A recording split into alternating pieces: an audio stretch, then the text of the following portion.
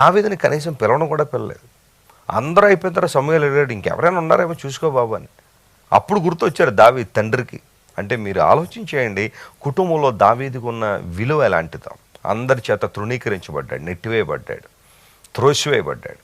అలాంటి పరిస్థితుల్లో దావీదు అంటున్నాడు, ప్రభువా నీవే నా స్వాస్య భాగం, నీవే నా స్వాస్యం నాయన, నీవే నా ఆస్తి, దేవుడే నాకు ఆస్తి, ఆయన్నే నేను కోరుకుంటున్నాను.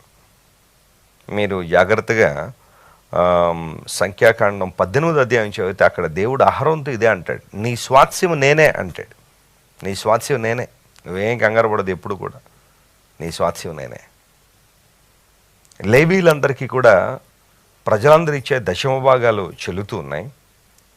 ఆ సందర్భంలో ఆ అధ్యాయం అంతా మనం చదివితే అహరోనుతో దేవుడు మాట్లాడుతున్నాడు, నీ స్వాస్యము నేనే, ఐ యామ్ యువర్ ఇన్హెరిటెన్స్.